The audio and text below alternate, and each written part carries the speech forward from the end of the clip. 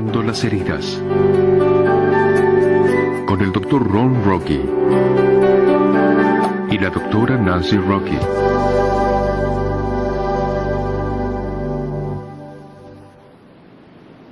Bienvenidos a la clase número 9. En nuestro último video han visto cómo reaccionan de manera diferente a los estímulos.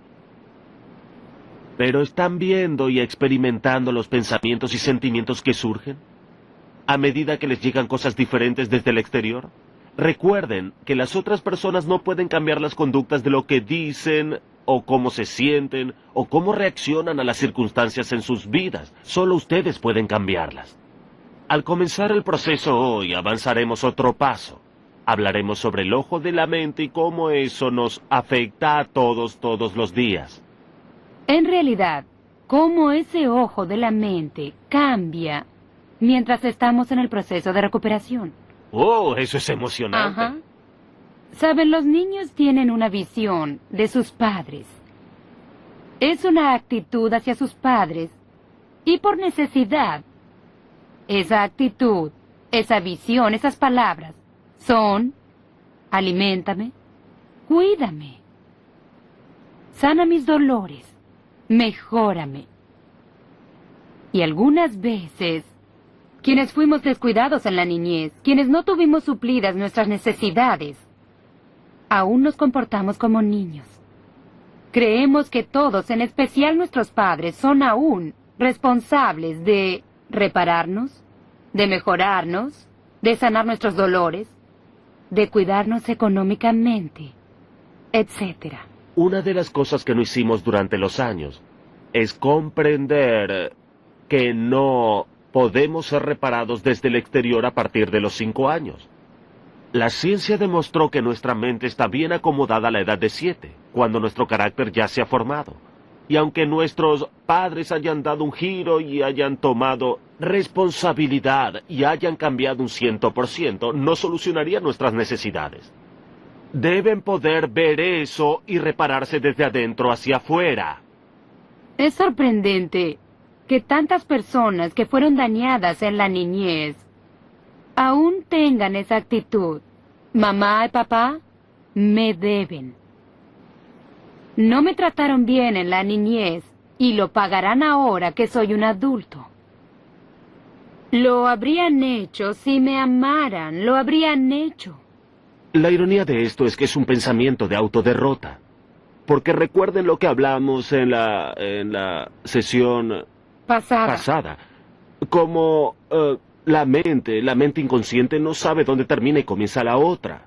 Entonces, cuando juzgo y critico a mi madre y a mi padre por cualquier razón, estoy juzgando y criticándome a mí mismo. Es como si la Biblia supiera de lo que estaba hablando. Dice: no juzguéis para que no seáis juzgados. Correcto. Y siempre pensamos que era Dios quien nos juzgaría, pero en realidad nuestra propia mente nos juzga cuando somos críticos y juzgamos a otros. Porque no conoce la diferencia ¿Cierto? entre criticar a alguien más o criticarnos a nosotros. Eso es muy cierto. Y entonces hoy veremos cómo nuestra visión de nuestra madre y padre cambiará en el proceso de recuperación. En principio, a medida que entramos en la recuperación, tenemos una actitud muy aniñada.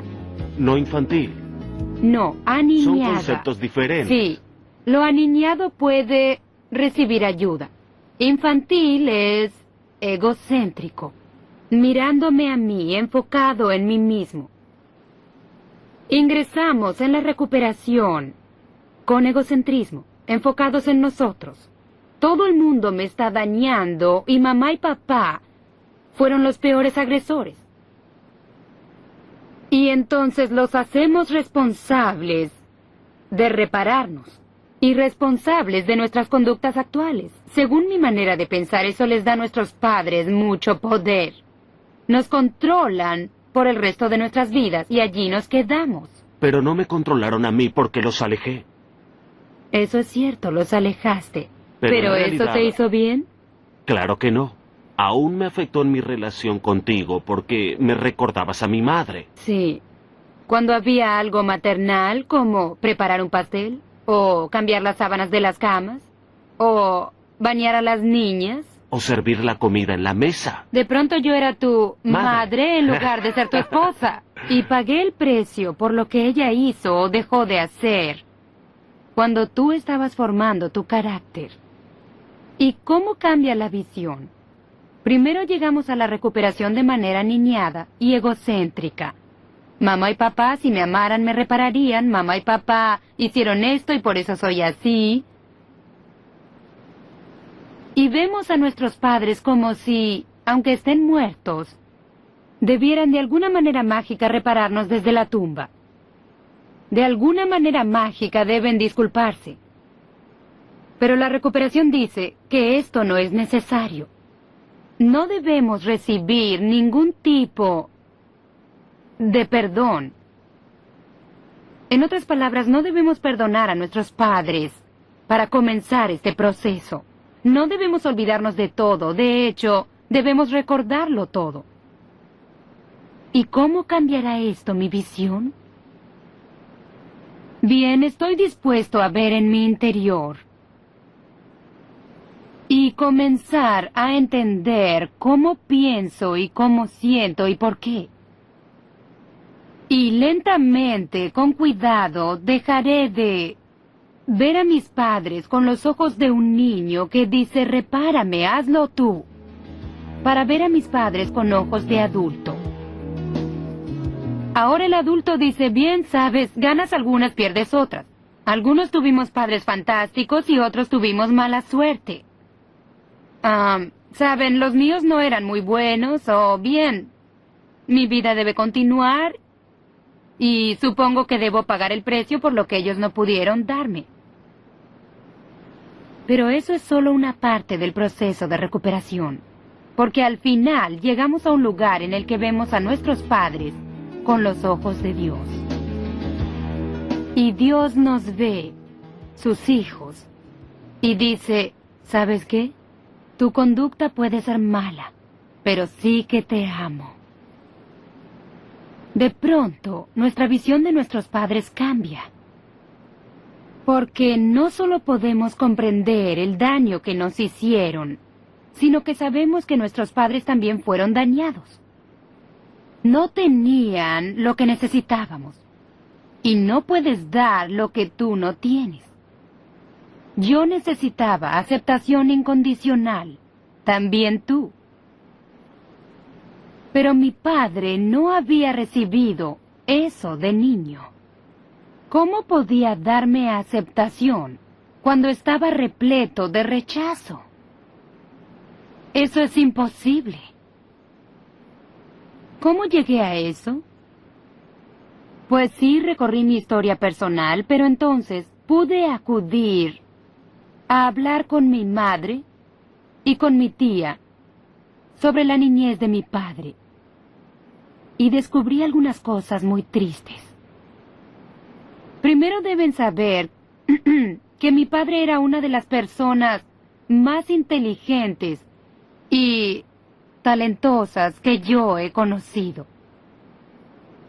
Yo lo respetaba mucho y lo admiraba también. Solo me sentía rechazada por él. Mi padre era un pianista maravilloso. Comenzó a tocar el piano de niño. Fue autodidacta, antes de recibir lecciones formales de piano. Cuando tenía 8 años, consiguió un empleo en el molino, después de la escuela, por 2 horas y durante el verano. Y fue con su madre y le dijo, mamá, toma mi dinero y ponlo en una cuenta bancaria. Entonces, cuando crezca, podré ir a la escuela de música Juilliard. Su madre asintió accediendo a hacerlo. Llegó el momento en que se graduaría de la preparatoria 2 semanas después. Y mi padre fue a su madre y le pidió que tomara lo que había en la cuenta bancaria porque estaba listo para ir a Juilliard en la ciudad de Nueva York. Y cuando le preguntó a su madre, ella le dijo, ¿qué cuenta bancaria? No seas ridículo. Usé ese dinero para alimentarte y vestirte. No hay dinero. Mi padre estaba devastado. Porque verán, no fue solo ese incidente. Fue toda una vida de de ser decepcionado por una madre con mucha cólera. Y allí también esa clase de conducta de su madre, pues no sale de la nada. Es cierto. No abres una botella un día y decides que ahora eres así, ahora seré colérico, ahora seré agresivo y eso. Hay algo que transformó a su madre en todo eso. Correcto. Y ese era su propio daño, a la Se formación remonta a de su su carácter, pasado. sí. Porque los pecados de los padres se perpetúan por 3 o 4 generaciones. Solo tú y yo podemos hacer una diferencia. Ellos no, pero tú y yo sí podemos. Por nuestros hijos y nuestros nietos también. Por supuesto. Cuando pienso en la situación de mi padre, me doy cuenta de que no solo su madre gastó su dinero para ir a la universidad, sino que durante sus años de escuela elemental y preparatoria también, hablaba mal de él a sus amigas. En ocasiones venían a tomar el té, y mi padre subía donde había una ventilación entre la cocina y el baño de arriba, y él entraba al baño y escuchaba desde allí cómo mi abuela hablaba acerca de él. Ella decía que creía que su hijo era femenino, porque tocaba el piano. Y lo decía aunque él era el capitán del equipo de fútbol. Aún conserva, aunque murió hace más de 20 años, la marca de velocidad de la preparatoria a la que asistió. Y él solía nadar en el río en contra de la corriente, por 3 pueblos, para hacerse más fuerte. Pero mi abuela creía que era femenino, y les decía esas cosas a sus amigas. ¿Es eso aceptación? No. Mi abuelo, por otra parte, por lo que yo comprendo, y él murió cuando yo era joven, era un hombre amable y amoroso. Pero estaba ocupado por una esposa muy colérica, que lo silenciaba. Él callaba, y por consiguiente su silencio le decía muchas cosas a mi padre.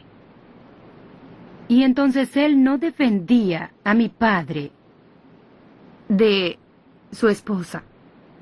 De hecho, el día en que mi padre se casó con mi madre, mi abuelo se paró en la puerta de la casa y despidió a mi padre con lágrimas en el rostro, porque mi abuela se rehusaba a asistir a la boda. Mi padre vivió en el rechazo toda su vida. No conocía el significado, ni tenía la experiencia de la aceptación. ¿Cómo podía darme a mí lo que él no tenía? ¿Y eso ha cambiado la visión que tengo de mi padre? Sí. ¿Eso cambió la visión que tengo de mi abuela? Sí. No sé mucho sobre esa historia, pero sí sé, como dijiste hace algunos minutos, que esas conductas no salen de la nada. Vienen de algún lugar. Sabes, tú tuviste una reacción similar a la mía en tu proceso de recuperación. Se relaciona con la visión que tienes de tu madre. Oh, por supuesto. Recuerdo con claridad que detestaba a mi madre, con tanta fuerza que ni siquiera usaba el baño en la misma casa que ella. Eso era obsesivo. Yo tenía problemas fenomenales con ella. Y a través del proceso de recuperación fue exactamente el año pasado, cuando conducía por Phoenix, por el centro de Phoenix, y había una cinta en el reproductor, y hablaba de la Segunda Venida y una canción fenomenal por Steve Brock y sobre la Segunda Venida, y decía que los muertos en Cristo resucitarán primero. Solo podía ver a mi madre y a mi padre saliendo de sus tumbas, y yo corría hacia ellos como un niño, y cuanto más me acercaba, más envejecía, y al llegar a ellos tenía mis brazos extendidos, y miraba a mi madre y a mi padre, y les daba un fuerte abrazo, y les decía, oh, cómo han cambiado las cosas. Déjenme decirles cómo se compuso mi vida. Y ahora en mi interior estoy en completa paz con mi madre. Ese era mi mayor problema con ella.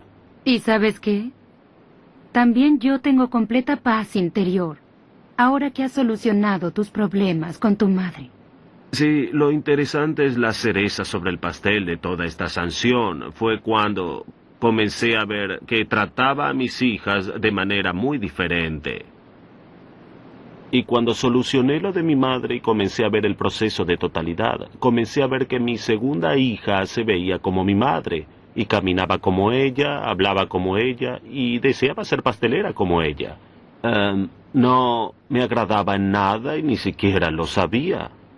Pero cuando comencé el proceso de sanación y resolví los problemas con mi madre, de pronto los problemas con mi hija se disiparon. Y hoy somos muy buenos amigos con mis dos hermosas hijas. Un Y cambio entonces, asombroso. sí, sin decir cuánto ha afectado nuestro matrimonio. Exacto, exacto. Y creo que debe haber tenido un impacto positivo en ti, porque ya no espero que tú hagas todas las cosas que hubiera deseado que mi padre hiciera por mí. Algunas de estas cosas debo hacerlas yo misma. No necesitaba otro padre, necesitaba un esposo. Pero sería bueno si pudiéramos hallar juntos la receta de los pasteles que solía preparar mi madre, ¿sabes? Sí, nos hemos acercado algunas veces, pero creo que no tenemos suficiente tiempo en casa para practicar la preparación. Sí, es cierto. Pero tu madre hace unos pasteles deliciosos. Sí. Sabes, una de las preguntas que suelen hacernos respecto de una familia disfuncional, y aquí debemos agregar qué significa disfuncional, tiene dos significados. Primero significa funcionando en dolor. Y segundo significa que no funciona según el diseño original. Entonces, la pregunta es, ¿vengo de una familia disfuncional que no funcionaba como debía o que funcionaba en dolor? Y parecía como si quisieran atraerme a ellos. Yo mejoraba, me recuperaba un poco y me atraían a ellos, como si no quisieran que yo me recuperara. ¿Puede que sea así? Y la respuesta es, sí, puede ser así.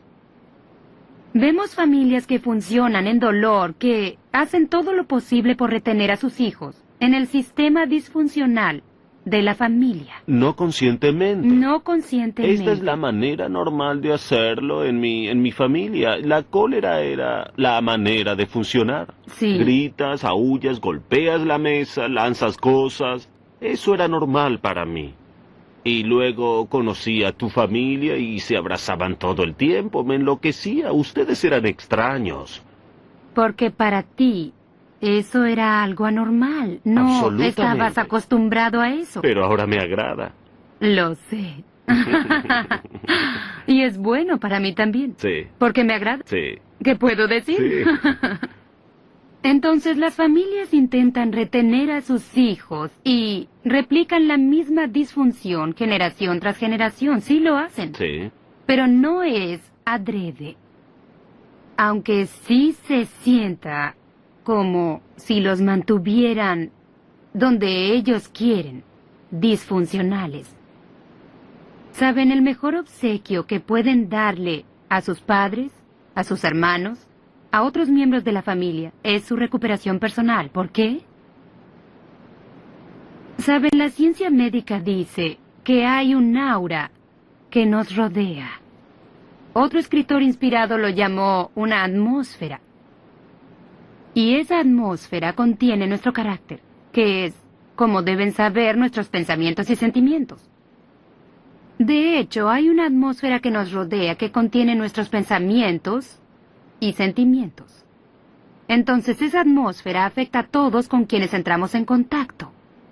Podemos, como dijo el escritor, envenenarlos a ellos o bien bendecirlos con nuestra actitud.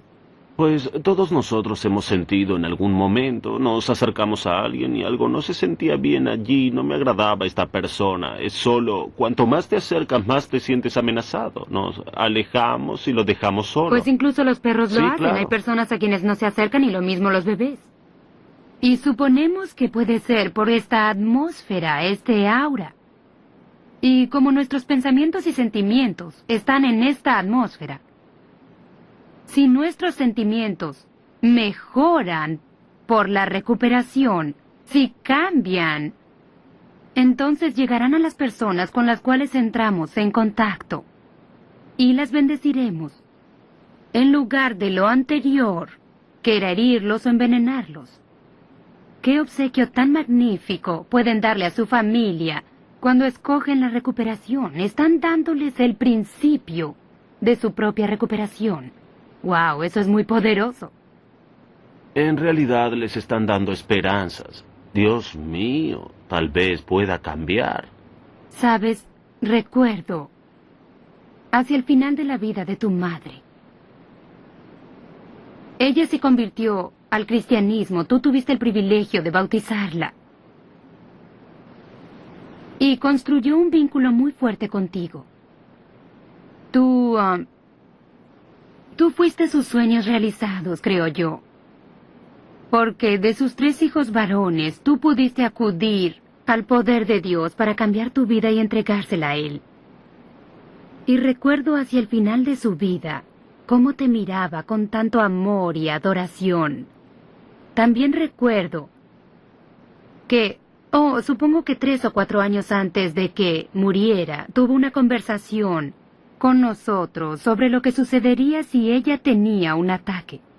Dijo que si tenía un ataque no regresaría, porque no quiero ser una carga, no quiero ser un vegetal. Si tengo un ataque, yo moriré. Y recuerdo que estábamos en Florida y nos llamaron a Milwaukee porque tu madre había tenido un ataque.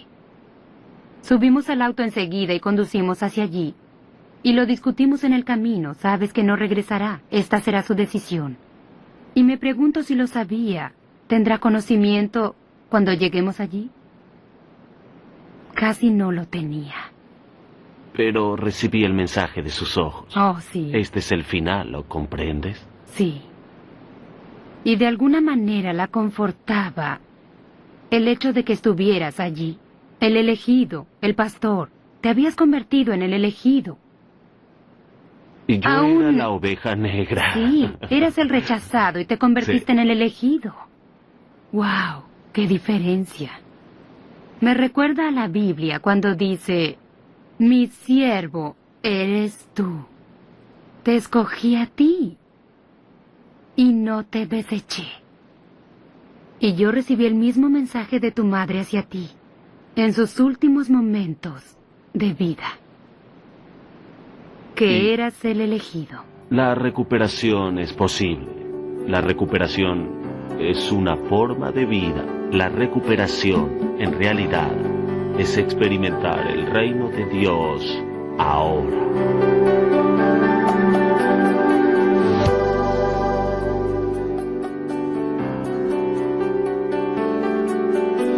Sanando las heridas. Con el Dr. Ron Rocky y la Dra. Nancy Rocky.